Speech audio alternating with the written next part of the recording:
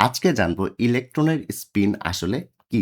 আমরা তো সবাই পড়ে এসেছি যে স্পিন কোয়ান্টাম সংখ্যাকে s দ্বারা প্রকাশ করা হয় এবং এই স্পিন কোয়ান্টাম সংখ্যা s এর মান দুটি হতে পারে +12 বা -12।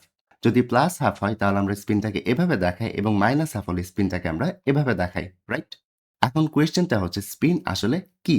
ব্যাপারটিকে ভালো করে বোঝার জন্য একটু পরমাণুর ভেতরে ইলেকট্রনের ঘূর্ণন দেখা যাক।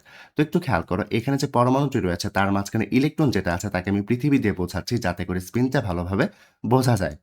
এখন এই অবস্থাতে আমরা যে দেখছি যে ইলেকট্রন পরমাণুর নিউক্লিয়াসকে কেন্দ্র করে ঘুরছে, সে আসলে আবর্তন করছে। সে কিন্তু এখানে কোনো স্পিন করছে না। তো ভালো করে লক্ষ্য করো এখন কিন্তু সে আবর্তন করছে। স্পিনটা আসলে কি? একটু লক্ষ্য করো এই যে এটি হচ্ছে আসলে স্পিন। অর্থাৎ সে এখানে নিউক্লিয়াসের চারপাশে সে ঘুরছে অর্থাৎ আবর্তনও করছে এবং সে নিজের অক্ষ বরাবর হচ্ছে ঘুরছে। এটি আসলে হচ্ছে স্পিন। ব্যাপারটিকে আমরা আসলে এইখানে আঁকলে ভালোভাবে ক্লিয়ার করতে পারবো।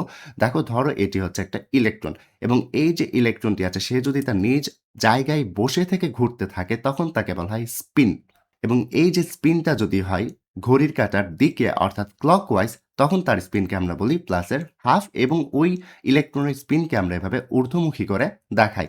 অন্যদিকে ইলেকট্রনের স্পিন যদি বিপরীত দিকে হয় অর্থাৎ ঘড়ির কাঁটার বিপরীত দিকে বা কাউন্টার ক্লকওয়াইজ হয় তখন তার স্পিনকে বলি আমরা মাইনাস হাফ এবং তাকে আমরা প্রকাশ করি হচ্ছে নিম্নমুখী স্পিন দিয়ে। এটি আসলে হচ্ছে কোনো একটা ইলেকট্রনের স্পিন।